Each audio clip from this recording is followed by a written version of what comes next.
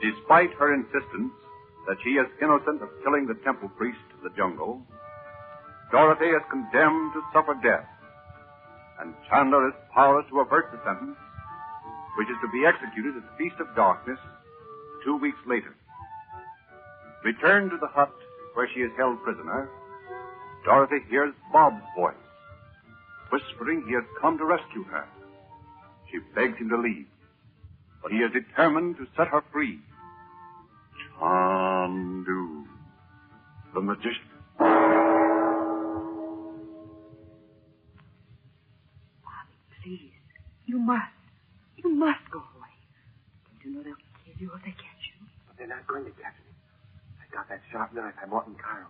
They cut through these walls like cheese. It's only made of layers of dry leaves anyway, don't you know that? Oh, but Bobby, the least sound, the guard will be around there before you can move.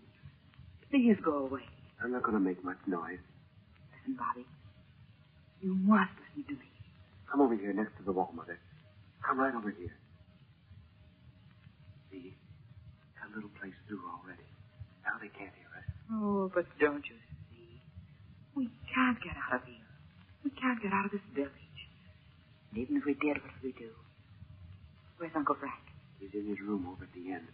I hope he's sound asleep. I certainly didn't tell him I was coming over here. I knew he'd never let me do it. Of course he wouldn't. Oh, heavens, that noise, Bobby. Well, I suppose I'll have to tell you. Tell me what? Well, you see, I knocked the guard out. I sneaked up behind him when he wasn't looking, and I knocked him right out. He just fell over like he was a dummy. I tied his hands and feet and stuck a handkerchief in his mouth and tied another one right around his head so he couldn't get it off. Oh, Bobby. Don't you see that's just the thing we mustn't do? Oh, they'll kill us all. You've got to go and untie him at once, now, before some other native comes along and sees him there. Now, Mother, don't be silly. I've got this far, nothing's happened to us. See, you have to take some chances. Anyway, these natives aren't going to come around here in the middle of the night. But you don't understand. Even if you do succeed in cutting a large enough hole in the wall for me to crawl through, what will we do? We're entirely at the mercy of those men. Only by a miracle they haven't killed me or some of you already. Say, Mother, you know what? Uncle Frank's just getting thinner and thinner. He's all cut up about not being able to magic these fellas and get you out of here. Oh, I know he must be. What do they think is wrong? Well, I don't know. I asked him the other day if he thought it was something like that time when we were up in Montebania and he couldn't get the message from the yogi on account of Dimitri. I don't know whether he thinks some of these natives are beating him out or whether he just can't make it work anymore. Oh, how horrible this place is. Well, I'll get you out of there before long, I tell you. Oh, I didn't mean that. Of course, it's uncomfortable in here, but it's not unbearable. Well, you may be able to bear it, but I can't. It just makes me sick to think of you being in there. Don't you see? If it had been just a question of getting me out by force, Uncle Frank would have done it days ago. He knows it's no use to try to escape from them. Well, what is he going to do? He has to find a way to make them release me of their own accord. Or else wait until Father returns from the capital with permission from the head priest to let me go. Or until the next boat stops here. Yes, but don't you know by that time it may be... Oh, gee, Mother. I didn't mean to remind you of that. But now that I have said it, you know what I mean anyway. I'm not going to leave you in there until they come along, and I'm just not going to do it, Mother. Oh, hush, son. Not so loud. Well, if that guard has come to by now, he can't wiggle an eyebrow. I tied him up too tight. Son, if you tied up the guard, why didn't you just open the door and not go to all this trouble to cut through the wall? Well, I wasn't going to say anything about that. I couldn't get the door open. It was so dark there and fastened shut in some trick way. When they brought you back here, I was watching them across there in my room. I sneaked over here as soon as it was dark. But I don't know how they have the door fastened. I couldn't find any place to get it open, and of course I didn't want to pound on it and make a lot of racket. Bobby, you've got to listen to me. That noise will wake up every native in the camp. Go on back to the inn and go to bed. Now I insist on it. Well, it's too late now. Because if they come back and find you still here in this big hole in the wall, they'll think you did it. And then it just will be too bad.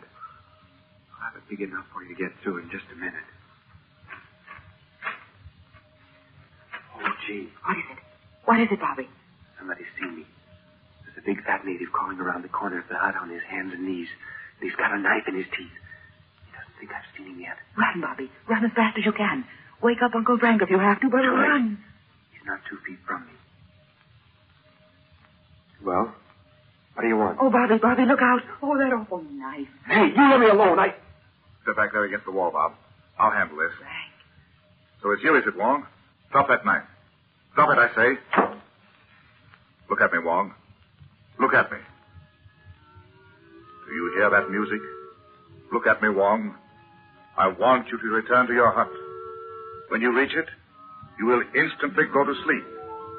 And when you awake in the morning, you will forget this. Your mind will not hold the memory of this night. Go.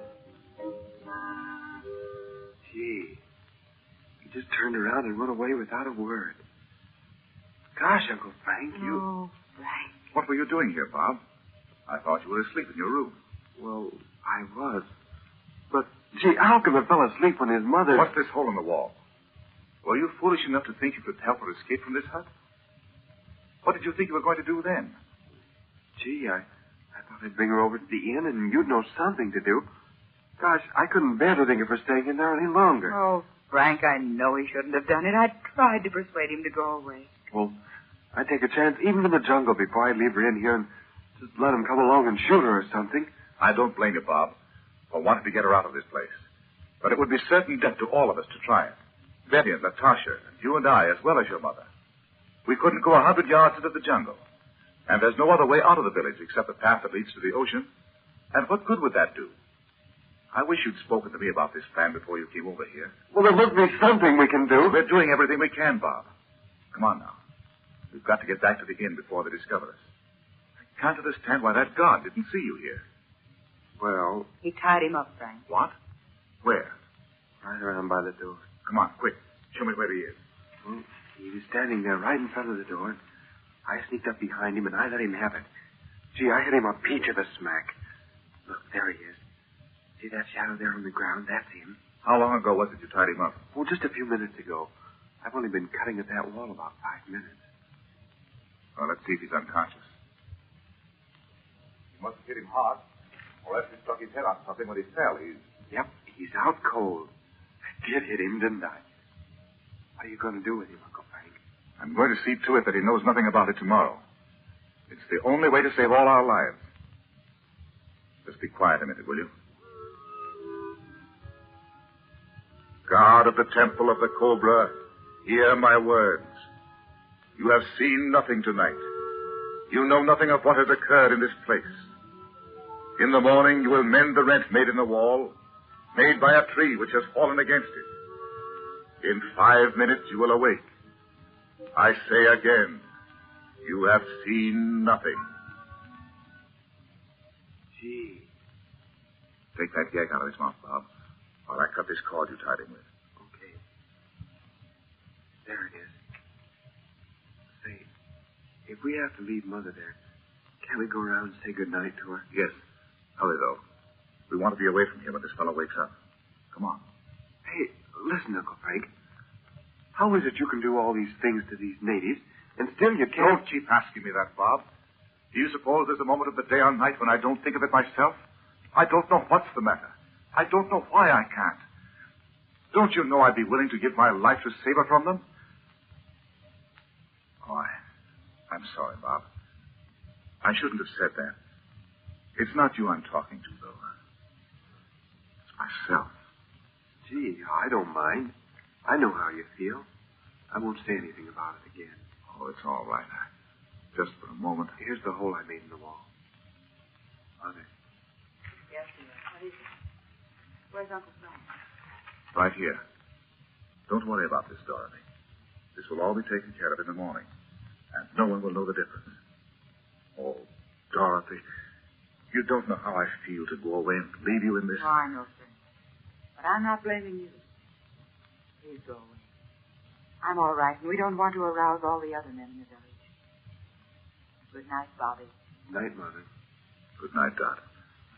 I'll bring Betty over in the morning. Don't let her worry about me, Frank.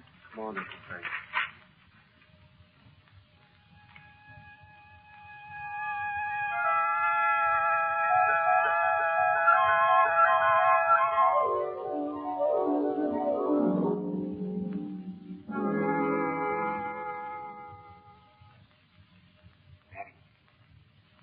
Betty.